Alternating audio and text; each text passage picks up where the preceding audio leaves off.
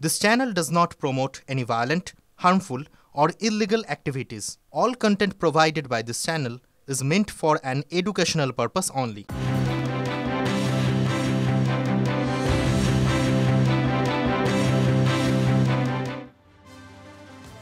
এবার শুরু করছি সন্ধ্যা সুপার প্রাইম টাইমের সব বড় খবরে নজর রাখছি। আর শুরুতেই হুমায়ুন কবিরের দিকে নজর রাখতে হচ্ছে। কেন জানেন? তার কারণ প্রাণনাশের হুমকি পাচ্ছেন হুমায়ুন কবির। এই প্রশ্ন সামনে আসছে। সাসপেন্ডেড তৃণমূল বিধায়কের জীবন সংশয়, নিরাপত্তা পাওয়া নিয়ে হুমকি হুমায়ুনের। রাজ্য পর্যাপ্ত নিরাপত্তা না দিলে হাইকোর্টে যাওয়ার হুঁশিয়ারি দিয়েছেন হুমায়ুন। কি বলেছেন একবার শুনবো।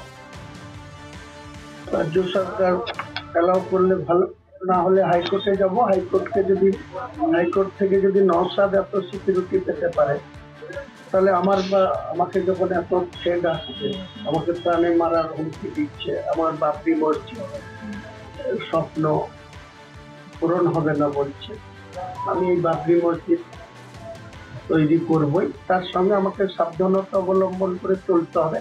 তাই আমি সিকিউরিটির জন্য অলরেডি একটা প্রাইভেট কোম্পানির সঙ্গে ডিল করেছি। হুমায়ুন কবিরের এই বক্তব্যকে কিভাবে দেখছে তৃণমূল এবং বিজেপি? আমরা শুনবো কুণাল ঘোষ এবং বিজেপি নেতা জগন্নাথ চট্টোপাধ্যায়ের বক্তব্য। কারণ যদি মনে হয় তো তিনি যাবেন, তার কারণ ওনাকে মাথায় রাখতে হবে যে উনি মানুষের বিশ্বাসকে এমনভাবে নিয়ে রাজনীতিতে প্রয়োগ করছেন, মানুষকে এত বেশি বিভ্রান্ত করছেন। তাই এই যে আমার এই হতে পারে, ওই হতে পারে, উনি নিজের কথা নিজে বলছেন। তৃণমূল কংগ্রেস বা আমাদের দিক থেকে ওনার অ্যাটলিস্ট কোনো ভয় নেই, কারণ আমরা এই ধরনের কোনো রাজনীতি করি না। এবার ওনার কাছে প্রচুর টাকা হয়েছে, তা এখন তিনি যদি 8 জন 10 জন সঙ্গে নিয়ে ঘুরলে ওনার ঘুরতে ভালো লাগে, তো উনি ঘুরবেন, ওনার ব্যাপার। তৃণমূলের উচ্ছিষ্টভোগী এই নেতাকে নিয়ে যত কম কথা বলা যায় ততই ভালো। তৃণমূলের মুখপাত্রই তো বলে দিলেন যে রাজ্য সরকার তাকে 3 জন নিরাপত্তা রক্ষী দিয়ে রেখেছেন। তার মানে আমরা যেটা আশঙ্কা করছি, এই বাবরি মসজিদ করা জেলায় জেলায়, একে বেলডাঙ্গা ছিল, গতকাল তিনি বলেছেন যে বীরভূমে করবেন, আবার মালদায় করবেন। তো সব জেলাতে জেলাতে তো শাখা খোলার মতো, মসজিদের শাখা খোলার মতো সব জায়গায় একটা করে বাবরি মসজিদ করার যে জিগির তিনি তুলছেন, এটা এখন তো স্পষ্ট হচ্ছে যে রাজ্য সরকার তাকে যদি নিরাপত্তা রক্ষী দিয়ে রাখে, তার অর্থ হচ্ছে যে তার মানে রাজ্য সরকারের পৃষ্ঠপোষণাই হচ্ছে, তাদেরই স্পন্সরশিপে পুরো ব্যাপারটা ঘটছে। আর কে কাকে হুমকি দিচ্ছে না দিচ্ছে এটা তদন্তের বিষয়। কোর্টে যাবেন, উনি যখন নিজে বলেছেন কোর্টে যাবেন, আদালত সিদ্ধান্ত নেবে। আমার ধারণা আবার কিছু নতুন চাহিদা আছে, তো রাজ্য সরকার সেগুলো নিশ্চয়ই পূরণ করে দেবে। হুমায়ুন প্রস্তাবিত বাবরি মসজিদের জন্য দানের পাহাড় কত টাকা জমেছে জানেন? এখনো পর্যন্ত আমরা সেটাই জানবো আমাদের প্রতিনিধি কৌশিকের কাছ থেকে। কৌশিক, এই মসজিদের জন্য যে 11টি বাক্স, সেখানে এখন অবধি কি কত টাকা জমা পড়লো? দেখো, যে 11টি বাক্স, তার মধ্যে 7টি বাক্স গোনা সম্পূর্ণ হয়েছে গতকাল রাত্রে, এবং আজকে বাকি 4টি বাক্স গোনার কিন্তু কাজ ইতিমধ্যেই শুরু হয়েছে। তার যে বাসভবন, সেই বাসভবনে কিন্তু সেই বাক্সগুলি খোলা হয়েছে, এবং 25 থেকে 30 জন কিন্তু রয়েছে ধর্মগুরু, তারা সেই সব টাকা গোনার কাজ করছে, এবং সেই সব বাক্স খুলতে লাগা হয়েছে। এবং সেই সব টাকার যে নোট, 100 টাকা, 200 টাকা এবং 500 টাকার নোট, সেই সব নোট আলাদা করে এবং সেই টাকা গোনার মেশিনের মাধ্যমে 2টি টাকা গোনার মেশিন নিয়ে আসা হয়েছে। সেই টাকা গোনার মেশিনে সেই টাকা গোনার কাজ চলছে। তবে এখনো পর্যন্ত যে 7টি বাক্স, সেই 7টি বাক্সে 37 লক্ষ টাকা পাওয়া গেছে। এছাড়াও যে ব্যাংকের অ্যাকাউন্ট কিউআর কোড দেওয়া হয়েছিল, সমাজ মাধ্যমে আবেদন করেছিলেন, সেখানে 1 কোটি। ব্যাংকের একটা লিমিট থাকে, তো কত লিমিট? প্রতিদিন 20 লক্ষ টাকা এন্ট্রি করার মতো লিমিট করা ছিল। কালকে একই দিনে 20 লাখ টাকা ঢুকে গিয়েছিল বিভিন্ন জায়গা থেকে। তারপরে ব্যাংক থেকে আমাকে যোগাযোগ করে যে আজকে আর টাকা নিতে পারছেন। পরে আবার ওনাদের সঙ্গে চিফ ম্যানেজারের সঙ্গে যোগাযোগ করে ওই লিমিটটা পার ডে 40 লাখ করা হয়েছে। কোনো ব্যক্তি তার নিজস্ব জায়গায় মসজিদ, মন্দির, গির্জা, গুরুদ্বারা করতেই পারেন, কিন্তু আমাদের শুধু একটাই বক্তব্য যে এই যে যারা একেবারে ধর্ম নিয়ে কাজ করছেন এবং ধর্মটাকে রাজনৈতিক মার্কেটিংয়ে ব্যবহার করছেন, আমরা সেই পদ্ধতি বা কৌশল তাদের, এইটা নিয়ে আমরা প্রশ্ন তুলছি। এবং মসজিদ তৈরিতে যদি কেউ সাহায্য করেন, যদি কেউ টাকা দেন, সেটা যারা দিচ্ছেন তাদের বিষয়। সব থেকে বেশি সংখ্যায় মুসলমান বাস করে এই মুর্শিদাবাদে। এখানে একটা ধর্মপ্রাণ মানুষরা তারা মনে করেছে একটা মসজিদ হবে, এত ডাক করছে, টিভিওয়ালারা এত দেখাচ্ছে, চলো আমরাও কিছু দিই। তারা চাঁদা দিয়েছে সেখানটায়, তারা ধর্মীয় ভাবাবেগে প্রভাবিত হয়ে তারা চাঁদা দিয়েছে, এবং সেই ধর্মপ্রাণ মানুষদের সেই চাঁদা দেওয়াকে আমরা কখনো অবজ্ঞা করতে পারি না। এই বাবরি মসজিদ আবহে মুর্শিদাবাদে তৃণমূলের ভাঙনের খবর আপনাদেরকে দিই। তৃণমূল থেকে কোন দলে গেল জানেন? 50 জন গিয়েছেন মিমে। এটা রঘুনাথগঞ্জে হয়েছে। আর যেটা এখন অব্দি তথ্য সামনে এসছে, বিধানসভা ভোটের আগে শাসক দলের এই ভাঙন অত্যন্ত তাৎপর্যপূর্ণ কেন হচ্ছে?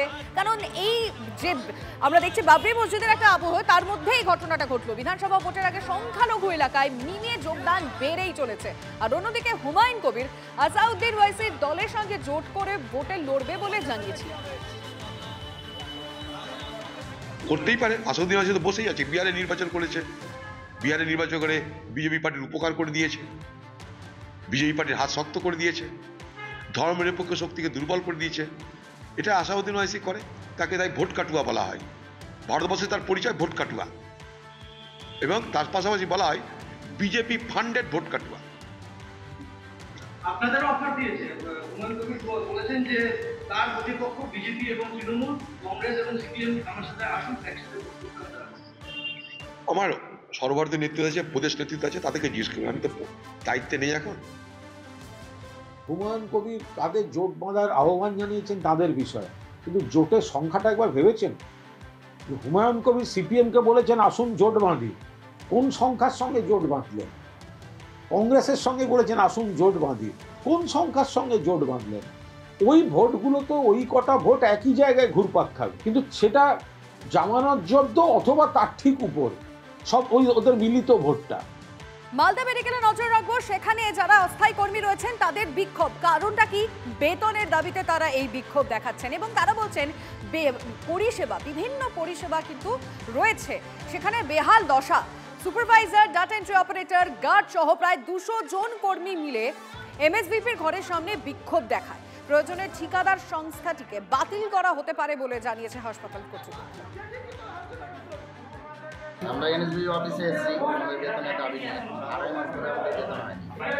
কতজন আছেন? আমরা 173 জন। 173 জন। কোম্পানির একটা ম্যানেজার এসে বলছে, সকালবেলায় এসে বলছে আমি ম্যানেজার, আমি এসেছি তোমাদের দেখতে, এসে নিয়ে বলছে। তারপর কি হলো? ওই কোম্পানি দেখছে কোনো প্রুফ নাই ওর কাছে, ওই কোম্পানি ম্যানেজার, কিন্তু ওই এসে বলছে আমি কোম্পানি। ওই এখন এই ঘরে ঢুকে বসে আছে, এখন আমরা এখানে দাঁড়িয়ে আছি, আমরা কাজ করবো না। আপনারা কি চাইছেন এখন? আমরা বেতন চাইছি, বেতন আর পিএফটা ক্লিয়ার চাইছি। সুপারভাইজার যারা আছে কেউ ঠিকঠাক বেতন পাচ্ছে না, বেতন পেতে প্রচণ্ড দেরি হচ্ছে, এবং অক্টোবর মাসের বেতন আজকে ডিসেম্বরের 8 তারিখ হয়ে গেল, এখনও অক্টোবরের মাসের বেতন কেউ পাইনি, এবং 16 মাস ধরে কারুর ইয়েতে ইপিএফ ঢুকছে না। এই নিয়ে আমরা আজকে এখানে আন্দোলন করছি।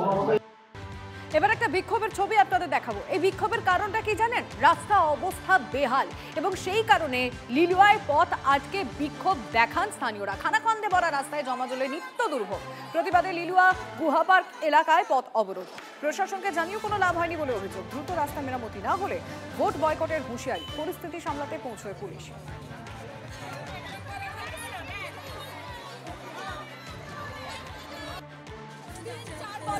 3-4 বছর ধরে গুহা পার্ক প্লাস কুন্দনবাড়ির রাস্তার অবস্থা ভীষণ খারাপ। বর্ষা চলে গেছে, শীত পড়েছে, তবু রাস্তায় জল জমে আছে। পুজোর সময় জল জমে গেছে, 1 বছর হয়ে গেছে পোস্টের লাইট নেই, বলে বলে লাইট লাগাতে আসে না।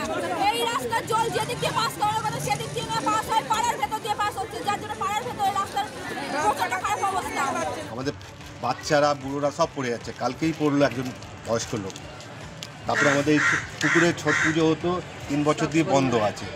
মানে এত নোংরা যেমন মানে কেউ তোলেই না, মানে পরিষ্কার তো হয় না, যখনই বাচ্চারা সব পড়ে যাচ্ছে। মশা মাছি বাড়িতে গিজগিজ করছে, মশা মাছি, ডেঙ্গু হয়ে যাচ্ছে, কেউ দেখতে আসছে না। কি দেখবে? এসে শুধু জিজ্ঞাসা করবে বৌদি ভালো আছো, বৌদি ভালো আছো, লিখে দিয়ে চলে গেল, ব্যাস এতটুকু। না ঘর পরিষ্কার, না ব্লিচিং পাউডার দিতে আসে, না রাস্তা ঝাড় দিতে আসে, না ড্রেন পরিষ্কার করতে আসে। এবার বনগাঁর দিকে নজর রাখতে হচ্ছে, তার কারণ আবাস যোজনার যে চূড়ান্ত তালিকা সেখানে নাম না থাকার ফলে এই বিক্ষোভ। বনগাঁর বৈরামপুর শতাধিক বাসিন্দার বিক্ষোভ। ভিডিওর কাছে গিয়ে বিক্ষোভ দেখিয়েছেন। অভিযোগ 2018 সালের আবাস তালিকায় তাদের নাম থাকলেও চূড়ান্ত তালিকায় নাম বাদ দেওয়া হয়েছে। 4 বার সার্ভের পরও কেন নাম বাদ, প্রশ্ন উপভোক্তাদের। খতিয়ে দেখার আশ্বাস ভিডিও। আমাদের দাবি একটাই যে আমাদের প্রথমে মেসেজ এসেও কেন আমাদের ঘরটা কাটা গেল। আমরা তো গরিব, যদি বড় লোক হতাম কি আমরা এখানে আসতাম? এটা বাংলার ঘর, হ্যাঁ নাম এসছে, কেন পাইনি তা আমরা বলতে পারবো না, জানার জন্য আমরা এখানে এসেছি।